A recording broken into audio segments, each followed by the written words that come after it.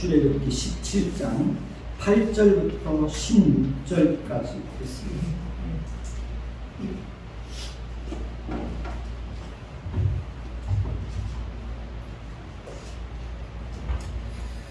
돌아가면서 읽겠습니다. 그때 아말렉이 와서 이스라엘과 르비딤에서 싸운다. 모세가 여호수아에게 이르되 우리를 위하여 사람들을 택하여 나가서 아말렉과 싸우라. 내일 내가 하나님의 직방임을 승에 잡고 산꼭대기에 서리라. 여호수아가 모세의 말대로 행하여 아말렉과 싸우고 모세와 아론과 훌은 산 꼭대기에 올라가서 모세가 손을 들면 이스라엘이 이기고 손을 내리면 아말렉이 이기더니 모세의 팔이 피곤하며 그들이 돌을 가져다가 모세 아래에 놓아 그가 그 위에 앉게 하고 아론과 훌이 한 사람은 이쪽에서 한 사람은 저쪽에서 모세의 손을 붙들어 올렸더니 그 손이 해가 지도록 내려오지 아니한지라. 여호수아가 칼날로 아말렉과 그 백성을 쳐서 무찌르니라. 여호와께서 모세에게 이르시되 이것을 책에 기록하여 기념하게 하고 여호수아의 귀에 애워 들리라. 내가 아말렉을 없이하여 천하에서 기억도 못하게 하리라. 모세가 제단을 쌓고 그 이름을 여호와 니시라 하고 이르되 여호와께서 맹세하시기를 여호와가 아말렉과 더불어 대대로 싸우리라 하셨다 하였더라. 아멘. 한번 서로 인사 한번 해보십시다. 참 잘 오셨습니다. 사랑하고 축복합니다. 예, 오늘도 말씀을 또 청종해 주시기를 부탁을 드리겠습니다. 오늘 말씀에는 이스라엘 백성들이 아말렉과 싸운 내용이 기록되어 있습니다. 오늘 말씀 8절을 한번 볼까요? 8절을 다시 한번 보면 그때에 아말렉이 와서 이스라엘과 어디에서? 르비딤에서 싸우니라 라고 말하고 있습니다. 여기서 말하는 그때는 이스라엘 백성들이 르비딤에 도착한 이후에 그곳에서 마실 물을 구할 수 없게 된 것으로 인하여 모세와 다투고 여호와께서 우리 중에 계신가 안 계신가 라는 문제로 하나님을 시험하던 그 때를 말하는 것입니다. 이스라엘 백성들은 모세에 대한 불신과 원망이 가득했을 뿐만 아니라 하나님에 대해서도 불신의 감정을 가지고 있었습니다. 그럼에도 불구하고 하나님은 변함없이 자신의 능력과 신실하심을 따라 반석에서 샘물이 솟아나게 해서 그들의 목마름을 해결해 주셨습니다. 하나님은 그 일을 통해서 여전히 하나님께서 그들과 함께 하신다는 사실을 분명하게 보여주셨습니다. 그러나 문제는 거기에서 끝나지 않았습니다. 그들에게 더 심각한 문제가 발생하였습니다. 아말렉 족속이 쳐들어와서 그들과 전쟁을 하게 된 것입니다.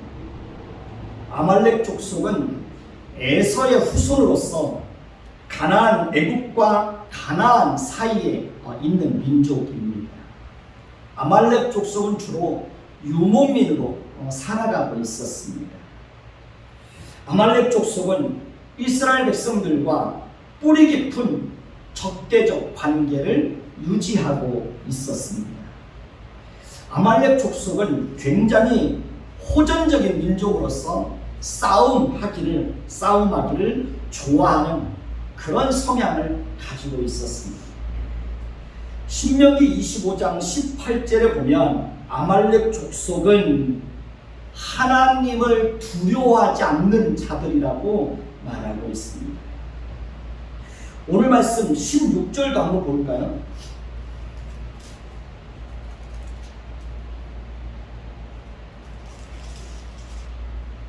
오늘 말씀 16절도 같이 보십시다. 이르되 여호와께서 맹세하시기를 여호와가 아말렉과 더불어 대대로 싸우리라 하셨다 하였더라. 여기 보면 16절에 보면 이르되 하고 그 뒤에 작은 숫자가 있죠. 그죠? 작은 숫자가 있습니다. 그리고 그 2라고 그렇게 숫자가 나와 있는데요. 그 이에 대한 설명이 각주에 나타나 있습니다. 그 맨 밑에 보십시오. 맨 밑에 작은 칸에 보면 이 그래놓고 여호와의 보좌를 향하여 손을 들었으니 라고 말하고 있습니다. 다시 말하면 아말렉 족속은 하나님을 두려워하지 않을 뿐만 아니라 하나님을 향하여서 손을 들고 하나님을 대적하는 자들이었다는 것입니다. 사실 하나님을 믿지 않는 사람들은 적극적으로 손을 들고 하나님을 대적하지 않는다고 할지라도 마음으로 하나님의 존재를 부정하기 때문에 하나님을 대적하는 자들이라고 말할 수 있습니다. 시편 14편 1절에 보면 어리석은 자는 그의 마음에 이르기를 하나님이 없다 하도다. 그들은 부패하고 그 행실이 가증하니 선을 행하는 자가 없도다. 성경은 이렇게 하나님의 존재를 부정하는 자들에 대해서 어떤 자들이라고 말합니까? 어떤 자들이라고 말해요? 어리석은 자들이라고 말하고 있습니다. 여러분, 철학자 니체에 대해서 아시죠? 철학자 니체는 신은 죽었다 이렇게 주장한 사람입니다. 무서운 주장을 한 거죠. 니체는 어려서부터 뛰어난 아이였습니다. 니체는 개신교 목사 집안의 외아들이었습니다. 그의 아버지는 어느 날 밤늦게 집에 돌아오다가 현관 앞 층계에서 넘어져서 뇌진탕을 앓다가 세상을 떠나고 말았습니다. 어린 시절의 니체는 무엇보다도 기억력이 뛰어나서 성경 구절과 찬송가를 기가 막히게 암송했고 사람들은 그에게 감동하여 눈물을 흘리지 않을 수 없었다고 합니다. 니체는 피아노와 작곡에도 남다른 재주가 있었다고 합니다. 그러나 니체는 대학교에 입학한 후에 술과 여자에 빠져서 방탕한 생활을 한 결과 매독, 즉 성병에 걸리게 되었다고 합니다. 그래서 니체는 끊임없이 병마와 싸워야 했다고 합니다. 니체는 정신 착란 증세를 앓다가 45세 때 토리노의 길거리에서 발작을 일으키고 쓰러졌습니다. 그 이후에 니체는 12년 동안 혼수 상태로 지내다가 생을 마감하게 되었습니다. 12년 동안 의식이 없는 상태에서 그렇게 지내다가 죽은 것입니다. 니체는 24세에 스위스에 있는 바젤 대학교 교수로 발탁된 정도로 뛰어난 실력을 가진 사람이었습니다. 그럼에도 불구하고 그는 손을 들어서 신은 죽었다 라고 하면서 하나님을 대적하는 자가 되었고 그 결과 니체는 정말 불행한 인생을 살다가 비극적인 생을 마감하게 된 것입니다. 지금도 하나님의 존재를 부정하고 하나님을 믿지 않고 하나님의 보좌를 향하여서 손을 들고 대적하는 사람들이 많이 있습니다. 아말렉 족속의 조상인 에서는 동생 야곱에게 팥죽 한 그릇에 뭘 팔아넘겼습니까? 장자권을 팔아넘긴 사람입니다. 그들의 조상 에서는 우선되고 중요하고 소중하고 가치 있는 것을 가치 있게 여길 줄 모르는 그런 사람이었습니다. 에서는 동생 야곱이 자신과 아버지를 속이고 축복권을 빼앗았다고 해서 그를 죽일 기회만을 엿보고 있었고 실제로 야곱이 에서의 낯을 피하여 외삼촌 라반의 집으로 도망갔다가 20년 만에 돌아오게 되는데 그때도 자기 집에서 데리고 있던 자 400명을 데리고 와서 누구를 죽이려고 했습니까? 자기 동생 야곱을 죽이려고 한 사람입니다. 그러니까 아말렉 족속의 조상인 에서는 오직 본능이 움직이는 대로 생각하고, 본능이 움직이는 대로 말하고, 본능이 움직이는 대로 행동했던 그런 사람입니다. 그 피와 잘못된 가치관을 물려받은 자들이 바로 아말렉 족속입니다. 아말렉 족속은 정말 비열하고 야비하고 사납고 사악하고 잔인한 자들이었습니다. 부모가 올바른 정신과 올바른 가치관을 가지고 사는 것이 정말 중요합니다. 왜냐하면 자녀들이 부모의 그런 정신과 가치관의 영향을 그대로 받아서 자녀들도 부모의 삶을 따라서 그렇게 살아가게 되는 것입니다. 아벨을 죽인 가인은 자기 동생 아벨을 죽인 사람입니다. 그 가인의 후손에서 라멕이라는 무서운 살인자가 태어난 거 여러분 잘 알고 있죠. 그러니까 부모가 우리 조상들이 어떤 정신과 어떤 가치관을 가지고 살아가느냐 하느냐에 따라서 그 영향이 자녀들에게 그렇게 엄청난 영향을 미친다는 겁니다. 그러니까 부모가 잘 살아야죠. 저와 여러분들이 잘 살아야 되는 것입니다. 신명기 25장 18절에 보면 아말렉 족속이 이스라엘 백성들에게 어떻게 행동하였는지에 대해서 말하고 있습니다. 아말렉 족속은 이스라엘 백성들이 광야의 노정에서 피곤할 때에 그 뒤에 떨어진 약한 자들, 즉 노인과 여자와 어린 아이들을 쳤다고 말합니다. 노인과 여자와 어린 아이들을 잔인하게 살해하는 것입니다. 그러니까 이스라엘 백성들이 물이 없다고 모세와 다투고 하나님이 우리 중에 계신가 안 계신가라는 생각을 하며 하나님 앞에서 불신앙의 모습을 드러내고 있을 때 그들에게 다시 한번 엄청난 시련이 찾아오게 된 것입니다. 물론 하나님께서 그들에게 물을 공급해 주시는 것을 통해서 하나님이 그들 가운데 함께 하신다는 것을 분명하게 보여주셨습니다. 그럼에도 불구하고 아말렉 족속이 쳐들어와서 뒤에서 기습 공격을 감행하여 뒤에 처진 여자와 노인과 어린아이들을 죽인 것은 그들에게는 큰 충격이었을 것입니다. 가족을 잃은 사람들은 큰 충격과 슬픔과 혼란에 빠지게 되었을 것입니다. 물론 모세도 크게 당황하고 충격을 받았을 것입니다. 우리가 인생을 살다 보면 전혀 바라지 않고 기대하지 않고 원하지 않았던 일들이 종종 일어납니까? 안 일어납니까? 종종 일어납니다. 인생을 살다 보면 정말 별일을 다 겪게 됩니다. 그렇지 않습니까? 그렇죠? 그리고 어려움은 한두 번으로 끝나지, 어려움은 한두 번으로 끝나는 것이 아닙니다. 솔직히 항상 형통하고 평안하고 건강하고 항상 넉넉하고 항상 행복만 있고 항상 감사할 일들만 있으면 얼마나 좋겠습니까?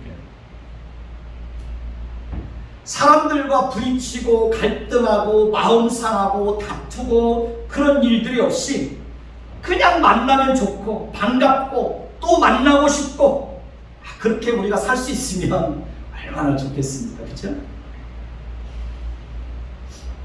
부모와 자식 사이에도 아무런 갈등도 없고 속상할 일도 없고 걱정할 일도 없고 부부 사이에도 항상 좋은 감정만 가지고 살 수 있으면 얼마나 좋을까요?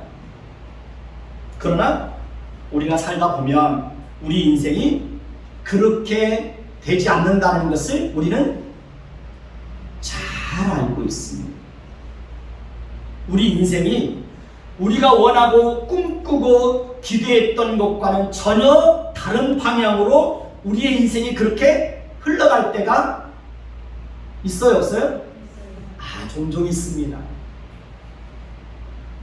또 때로는 내 의지와 상관없이 다른 사람에 의해서 내 인생이 무너지고 짓밟히고 큰 고통과 손해를 입을 때도 있어요, 없어요? 그런 일들이 종종 있습니다. 어느 누구도 항상 형통하고 평안하고 행복한 인생을 살아갈 수가 없습니다. 누구나 다 실패를 경험하고요. 누구나 다 고통과 슬픔과 아픔과 상처를 겪으면서 그렇게 살아가게 됩니다. 어떻게 보면 매일매일이 광야에서 사는 것 같고 매일매일이 뭐 하는 것과 같습니까? 전쟁을 하는 것과 같습니다. 매일매일이 전쟁입니다. 그렇죠? 집안에서 살다 보면 매일매일 전쟁이죠. 우리는 끊임없이 이런저런 이유들로 인하여서 갈등을 하며 그렇게 살아갑니다. 경제적인 문제, 건강의 문제, 진로의 문제, 직장의 문제, 자녀의 문제, 부부의 문제, 미래의 문제 등등으로 인하여서 항상 우리 인생 가운데는 갈등과 다툼이 끊이질 않고 일어납니다. 특히 우리 마음속에는 부패하고 타락한 본성이 있어서 우리는 끊임없이 그 부패하고 타락한 본성과 싸워야 되고, 그 부패하고 타락한 본성이 내 마음과 내 생각을 끊임없이 주장하고 괴롭히고 고통스럽게 합니다. 그래서 참 힘이 듭니다. 여러분 힘들지 않습니까? 매일매일이 힘들지 않나요? 힘들죠.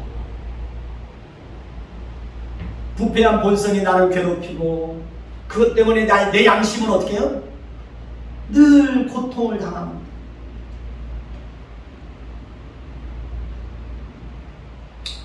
하나님께서 아말렉 족속이 쳐들어오는 것을 처음부터 막아주시고 그들에게 그런 힘들을 겪게 하지 않았으면 얼마나 좋았을까요?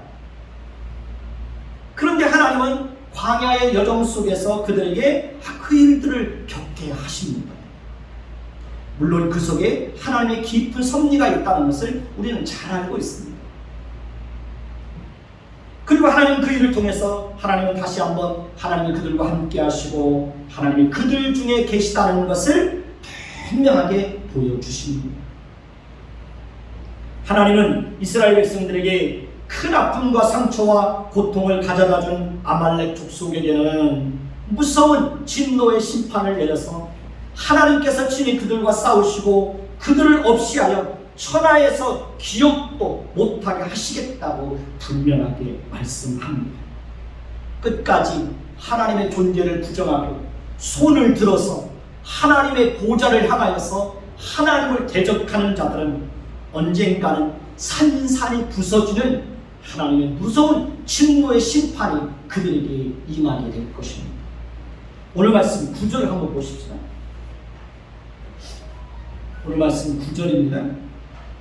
같이 봅니다. 모세가 여호수아에게 이르되 우리를 위하여 사람들을 택하여 나가서 아말렉과 싸우라. 내일 내가 하나님의 지팡이를 손에 잡고 산 꼭대기에 서리라. 모세는 아말렉 사람들이 쳐들어왔을 때 여호수아에게 뭐라고 말합니까? 우리를 위하여 사람들을 택하여 나가서 누구와 싸우라는 거예요? 아말렉과 싸우라는 것입니다. 솔직히 이스라엘 백성들이 호전적이고 싸우기를 좋아하는 성향을 가지고 있는 잔인하고 사나운 아말렉 족속을 상대로 해서 싸운다는 것은 무모한 행동일 수 있습니다. 왜냐하면 그들에게는, 이스라엘 백성들에게는 아말렉과 맞서 싸울 수 있는 힘 있는 군대가 존재하지도 않았고 하나님께서 그들을 지켜주실 것이라고 하는 것에 대한 믿음도 그들에게는 없었기 때문에 그렇습니다. 그리고 그들은 애굽에서 나온 이후에 여러 달째 광야에서 지내고 있었기 때문에 그들은 지칠 대로 지쳐있는 그런 상황이었습니다. 그들과 맞서 싸울 수 있는 힘과 용기가 그들에게는 없었습니다. 그들은 아말렉 족속이 쳐들어온 것으로 인하여 큰 고통과 절망에 빠져 있었습니다. 특히 가족을 잃은 사람들은 더 큰 고통과 슬픔에 빠져 있었을 것입니다. 전쟁에서의 승패는 우리가 쉽게 가늠해 볼 수 있습니다. 누가 더 많은 군대를 보유하고 있는가? 누가 더 강력한 무기를 가지고 있는가? 지휘관이 어떤 전술과 작전을 가지고 전쟁을 지휘하고 있는가? 이것에 의해서 전쟁의 승패는 달라질 수 있는 것입니다. 그러나 이스라엘 백성들에게는 자신들을 지킬 수 있는 강력한 군대도 없었습니다. 그들에게는 강력한 무기도 없었습니다. 그들에게는 전쟁을 위해서 준비되고 훈련된 군사들도 존재하지 않았습니다. 장정만 60만 명이라고 하는데 그들은 한 번도 전쟁을 경험한 적도 없고 그들은 적들과 싸워본 경험이 전혀 없습니다. 여호수아 역시 전쟁에 대한 경험이 전혀 없습니다. 그는 지휘관으로서 훈련된 사람도 아니었습니다. 그에게는 무슨 작전이나 전략도 없었습니다. 여호수아 백성들에게는 분명히 전쟁에 대한 두려움이 있었을 것입니다. 그렇다면 전쟁의 승패는 우리가 충분히 짐작할 수 있을 것입니다. 이스라엘 백성들이 처해 있는 여러 가지 조건과 상황을 보면 그들은 아말렉과 싸워서 이길 수 없었습니다. 그럼에도 불구하고 모세는 여호수아에게 이스라엘 공동체를 위해서 사람을 택하여 나가서 아말렉과 싸우라고 강력하게 명령하고 있습니다. 모세가 여호수아에게 여러 가지 불리한 조건과 상황 속에서도 아말렉과 싸우라는 강력한 명령을 내릴 수 있었던 것은 그의 손에는 뭐가 들려져 있었습니까? 하나님의 지팡이가 그 손에 들려져 있었기 때문에 그렇습니다. 모세의 손에 들려져 있는 하나님의 지팡이는 비록 양을 지키던 작은 막대기에 불과했지만 그 지팡이는 하나님의 능력을 상징하는 것이었습니다. 하나님이 모세와 함께 하신다는 확실한 증거를 담고 있는 지팡이였습니다. 모세가 바로 앞에서 지팡이를 던졌을 때 그 지팡이가 무엇으로 변했습니까? 뱀으로 변하는 기적이 있었습니다. 모세가 지팡이를 들고 나일강을 치자 나일강이 어떻게 변했습니까? 나일강이 피로 변하고 나일강의 고기가 죽고 그 물에서는 악취가 나는 일들이 있었습니다. 모세가 지팡이를 들고 땅에 티끌을 치자 애굽의 온 땅의 티끌이 뭘로 변했습니까? 이가 되어서 사람과 가축에게 기어 오르는 일들이 있었습니다. 모세가 하늘을 향하여 지팡이를 들자 여호와께서 우레소리와 우박을 보내시고 불을 내리시는 일들이 있었습니다. 모세가 지팡이를 들고 손을 바다 위로 내밀었을 때 바다가 어떻게 되었습니까? 홍해바다가 갈라지고 홍해바다가 갈라지고 이스라엘 자손이 바다 가운데서 마른 땅으로 행하는 일들이 있었습니다. 모세가 지팡이를 들어 반석을 치자 반석이 어떻게 됩니까? 반석이 깨지면서 그 속에서 뭐가 솟아납니까? 샘물이 솟아나는 일들이 있었습니다. 그러니까 지팡이 자체에 무슨 신비한 능력이 있어서 그런 일들이 있었던 것이 아니죠.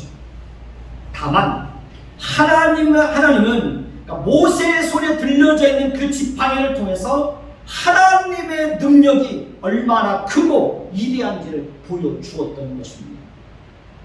하나님은 모세의 손에 들려져 있는 지팡이를 통해서 하나님께서 모세와 함께 하시고 그들 가운데 항상 함께 있다는 사실을 분명하게 보여주셨습니다.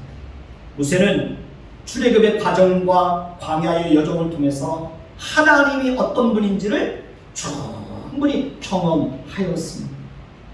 그리고 모세는 모든 것이 불리한 조건과 상황 속에서도 하나님께서 반드시 하나님의 백성들을 지키시고 그들을 아말렉의 손에서 건져주실 것이라는 것을 분명하게 확신하고 있었습니다.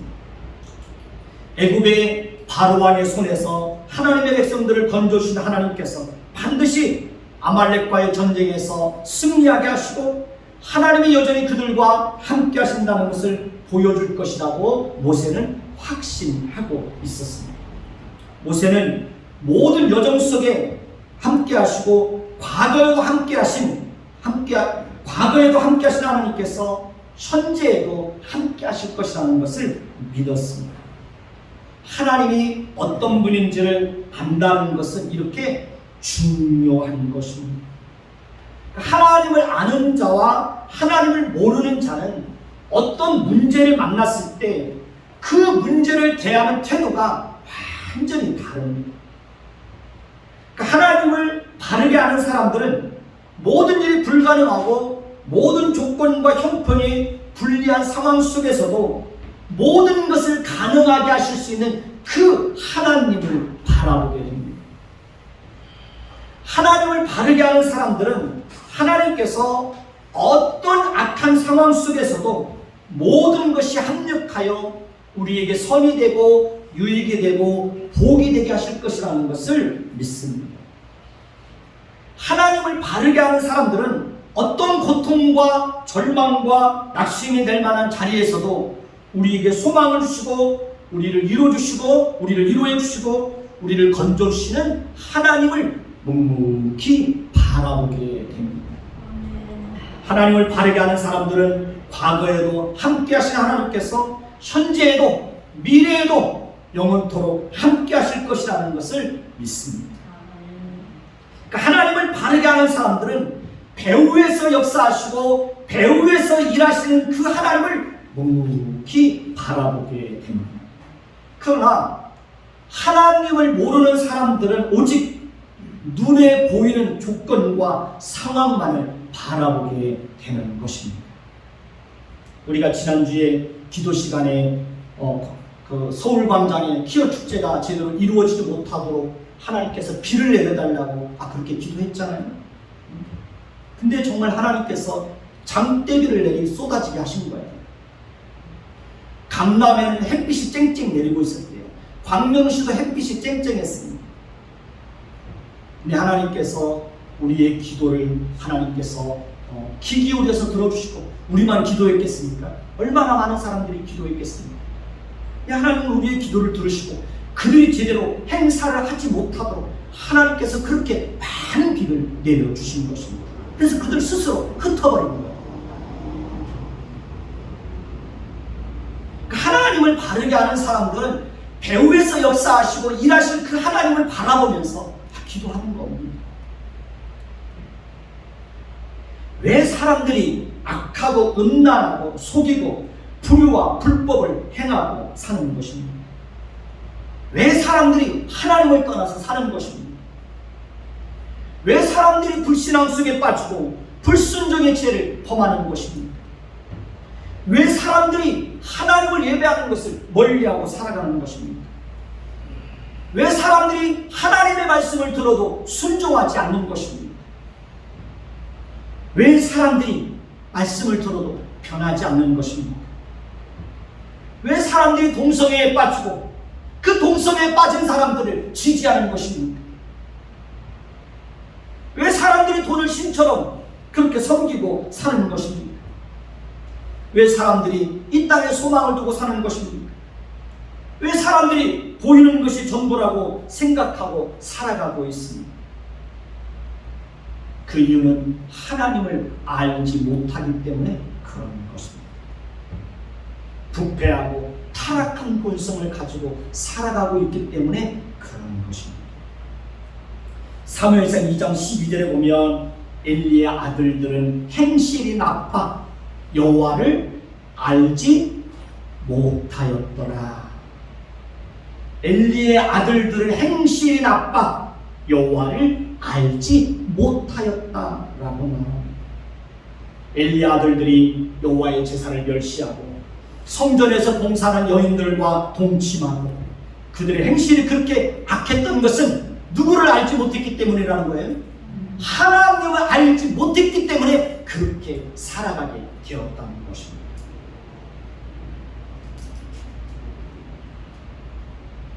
그리고 그 결과 그들은 블레셋과의 전쟁에서 하루 한날에 죽게 됩니다. 엘리의 가문은 철저하게 멸망을 당하는 것을 볼 수가 있습니다. 히브리서 11장 6절을 보면 믿음이 없이는 하나님을 기쁘시게 하지 못하나니 하나님께 나아가는 자는 반드시 그가 계신 것과 또한 그가 자기를 찾는 자들에게 상 주시는 이심을 믿어야 할지니라. 그렇습니다. 믿음이 없이는 하나님을 기쁘시게 할 수 없습니다. 하나님을 예배하는 자들은, 하나님께 나오는 자들은 반드시 누가 계시다는 것을 인정해야 됩니까? 하나님이 존재한다는 사실을 인정해야 되는 것입니다.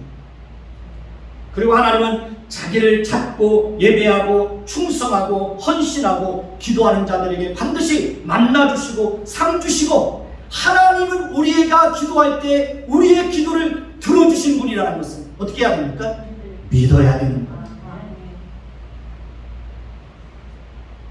그러한 믿음이 없이는 절대로 믿음으로 살 수 없고, 믿음이 없이는 하나님의 백성답게 살아갈 수가 없는 것입니다. 믿음이 없이는 하나님을 기쁘시게 하는 자로 살아갈 수가 없습니다. 모세는 충분한 경험과 체험을 통해서 하나님이 어떤 분인지를 충분히 경험한 사람입니다. 모세는 하나님이 어떻게 일하시는 분인지에 대해서 충분히 경험을 통해서 알고 있었습니다. 그렇기 때문에 모세는 모든 불리한 조건 속에서도 여호수아에게 아말렉과 싸우라는 명령을 하였던 것입니다. 그리고 자신은 하나님의 능력과 하나님의 임재의 상징인 하나님께서 그의 손에 들려주었던 지팡이를 들고 산 꼭대기에 서겠다고 말합니다. 오늘 말씀 10절을 보시기 바랍니다. 오늘 말씀 10절 같이 봅니다. 시작. 여호수아가 모세의 말대로 행하여 아말렉과 싸우고 모세와 아론과 훌은 산 꼭대기에 올라갔더라 라고 말하고 있습니다. 그리고 11절을 보면 11절 같이 봅니다. 모세가 손을 들면 이스라엘이 이기고 손을 내리면 아말렉이 이기더니 라고 말하고 있죠. 그러니까 전쟁에서의 승패가 싸우는 현장에서 결정되는 것이 아니라 산 꼭대기에 서 있는 모세의 손이 올라가고 내려지는 것에 의해서 전쟁에서의 어떤 이기고 지는 것이 결정되고 있었다는 것입니다. 모세와 아론과 훌이 산 꼭대기에서 그 상황을 목격하고 있는 것입니다. 그러니까 모세와 아론과 훌은 산 꼭대기에 있고 여호수아는 백성들을 데리고 아말렉과 싸우고 있는 거예요. 근데 정말 이해할 수 없는 상황들이 벌어지고 있는 것입니다. 하나님의 초월적인 간섭에 의해서 이스라엘과 아말렉 사람들이 밀리고 밀리는 그런 일들이 반복되고 있는 것입니다. 여호수아와 그들의 군대는 이스라엘 공동체를 위해서 목숨을 걸고 싸웠을 것입니다. 가족을 잃은 사람들은 더 치열하게 싸웠을 것입니다. 그러나 그들은 하나님의 절대적인 주권과 간섭에 의해서 밀리고 밀리는 일들이 일어나고 있다는 사실에 대해서 그들은 전혀 모르고 있었을 것입니다. 아말렉 사람들도 하나님의 개입에 의해서 모든 것이 결정되고 있다는 사실에 대해서 아무것도 모르고 있었을 것입니다. 제가 생각할 때 전쟁을 직접 수행하고 있는 여호수아와 그의 군대를 보다도 모세가 더 절박하게 하나님의 지팡이를 들고 그 산 꼭대기에서 기도했을 것이다. 저는 그렇게 생각을 합니다. 여러분들은 그렇게 생각하지 않나요? 그 산 꼭대기에 서 있는 모세의 기도가 얼마나 절박했을지 상상이 가지 않나요? 그죠? 저도 미라리가 태권도 시합을 나가면 시합이 정해지면 그날부터 이제 기도를 합니다. 특히 시합이 있는 날에는 하루 종일 교회 안에 머물러 있으면서 정말 절박하게 기도합니다. 하나님이 함께 해주시기를 위해서, 다치지 않도록 하나님이 지켜주시기를 위해서 정말 하루 종일 교회에서 기도합니다. 하루 종일. 저희 딸이 얼굴에 화상을 입었을 때도요, 거의 열흘 가까이 정말 강제성을 떠나지 않고 절박하게 기도했던 적이 있습니다. 여러분들은 가정을 위해서, 자녀들을 위해서 얼마나 절박하게 기도하고 있습니까?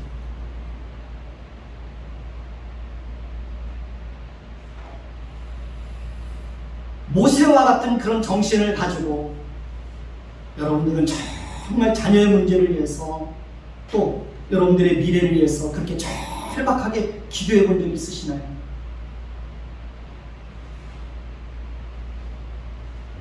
아마 모세는 제가 저의 자녀들을 위해서 그렇게 절박하게 기도했던 것과는 전혀 비교할 수 없을 만큼 하나님의 지팡이를 손에 들고 하나님이 함께 해주시고 하나님이 개입해 주시기를 위해서 정말 절박하게 기도했을 것이라고 그런 생각을 합니다.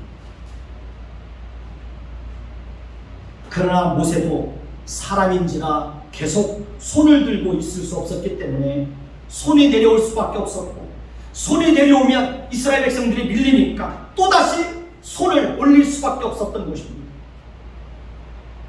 그 일이 하루 종일 이루어지고 있습니다. 그리고 아론과 훌이 곁에서 그 모습을 지켜보고 있습니다. 아론과 훌은 그 모습을 지켜보고 있다가 돌을 가져다가 쌓고 모세를 그 위에 앉게 하고 양쪽에서 모세의 손을 붙들어서 올려주었습니다. 아론과 훌이 양쪽에서 모세의 손을 붙들어 주자 어떻게 됩니까? 하루 종일 모세의 손이 내려오지 않게 되었고, 여호수아가 칼날로 아말렉과 백성을 쳐서 무찌르고 그날에 큰 승리를 거두게 되는 것을 볼 수 있습니다. 우리는 이스라엘과 아말렉과의 싸움이 하루 종일 얼마나 치열하게 전쟁이 일어나고 있었는지를 알 수 있습니다. 모세의 손이 올려지면 아말렉이 물러나고, 모세의 손이 내려지면 이스라엘 백성들이 밀려나고, 하루 종일 그 일이 전쟁에서 반복되고 있는 거예요. 여러분, 아론과 훌이 모세의 손을 양쪽에서 잡아서 붙들어 줍니다. 그러자 하루 종일 모세의 손이 내려오지 않는 거예요. 여러분, 혼자 기도하는 것도 중요한데요, 둘이 기도하고 셋이 기도하면 어떻게 될까요? 훨씬 더 힘이 있습니다. 함께 기도하는 사람이 있으면요, 지치지 않습니다. 지치지 않아요. 우리 조양성 목사님 불편한 몸이지만 매일 새벽마다 오셔서 같이 기도하는데, 코로나 걸리고 나서 거의 저 혼자 기도하다가 권사님이 이제 같이 오셔서 새벽 기도를 하게 됐는데, 함께 기도하는 사람이 있으면 지치지가 않아요. 지치지 않아요. 옆에서 누군가가 내가 힘들고 지쳐 있을 때 함께 그 손을 잡아주고, 함께 그 손을 올려주고, 일으켜주고, 함께 기도할 수 있는 사람이 있다면 얼마나 그 복된 일입니까?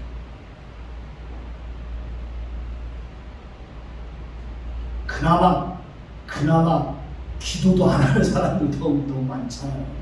왜 기도도 안 하세요? 좀 기도 좀 하세요. 여러분, 자녀들을 위해서 기도 좀 하세요.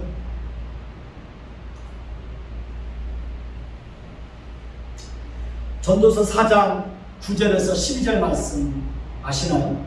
두 사람이 한 사람보다 나으면 그들의 수고함으로 좋은 상을 얻을 것입니다. 그들이 혹시 넘어지면 하나가 그 동물을 붙들어 일으켜 세우는 것, 홀로 있어 넘어지고 붙들어 일으킬 자가 없는 자에게는 화가 있습니다. 두 사람이 함께 놓으면 따뜻하거니와 홀로 있으면 어찌 따뜻하랴. 한 사람이면 패하겠거니와 두 사람이면 맞설 수 있나니 새 겹줄은 쉽게 끊어지지 않으리라. 여러분, 합력하는 것이 그렇게 중요한 겁니다.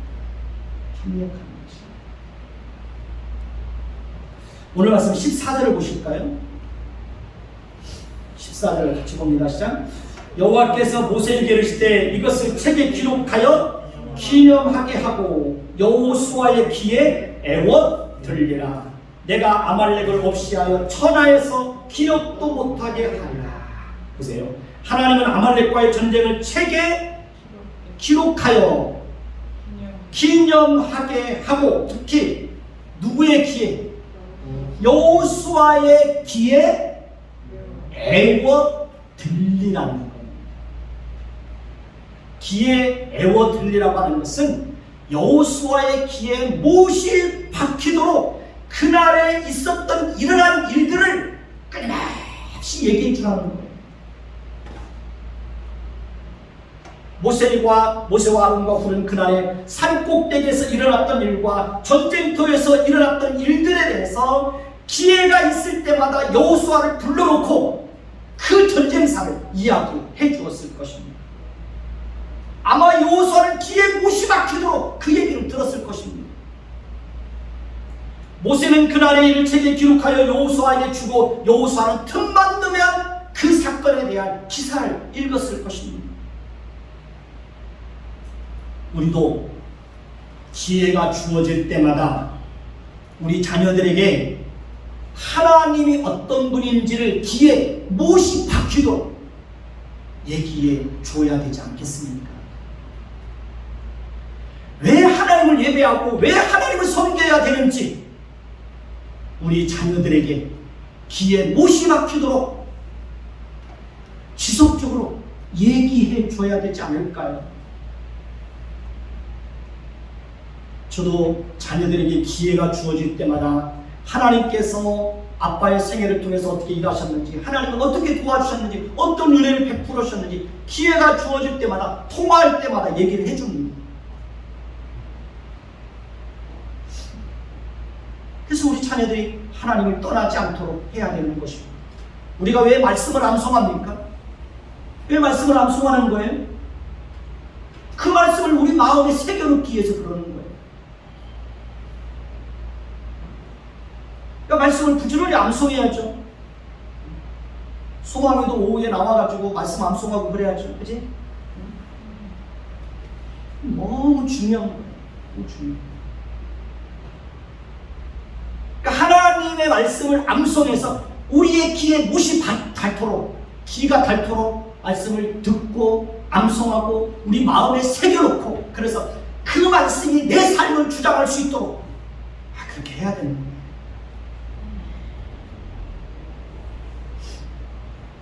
여러분, 솔직히 말씀을 듣기만 하면 여러분들 기억 속에 얼마나 남습니까? 제가 예배 마치고 제 아내한테 집에 돌아가서 물어보면 뭘 들었는지 잘 모르더라고요.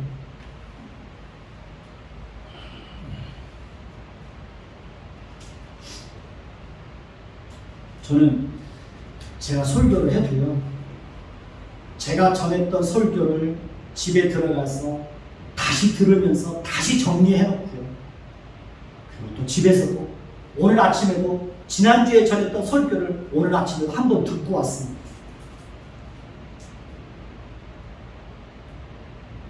반복해서 듣지 않으면 다 잊어버려요. 다 잊어버려요.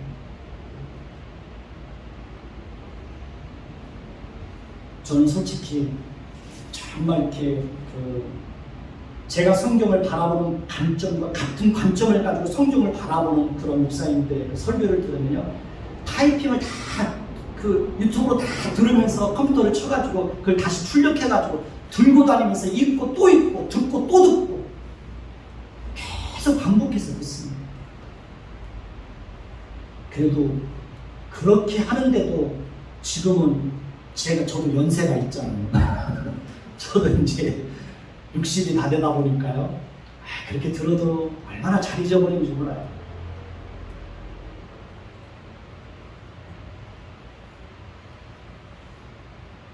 이스라엘과 아말렉과의 전쟁사는 여호수아와 이스라엘 백성들뿐만 아니라 오늘을 살아가는 우리에게도 너무 중요한 사건입니다. 왜냐하면 여호수아와 이스라엘 백성들은 가나안 땅에 들어가서 실제로 어떻게 해요? 많은 전쟁을 통해서 가나안 족속을 몰아내고 그 땅을 차지해야 되는 거예요. 전쟁을 통해서 그 땅을 차지해야 되는 거예요. 그 땅은 그냥 주어지는 땅이 아닙니다. 치열하게 싸워서 그 땅을 차지해야 되는 겁니다. 그래서 여호수아는 전쟁을 할 때마다 뭘 기억해야 돼요? 아말렉과의 전쟁을 기억해야 되는 거예요. 여호수아는 전쟁에서 이기고 지는 것은 그스나의 숫자나 강력한 무기나 지휘관의 작전과 전략과 통솔에 의해서 결정되는 것이 아니라 전쟁에서의 승패는 누구의 손에?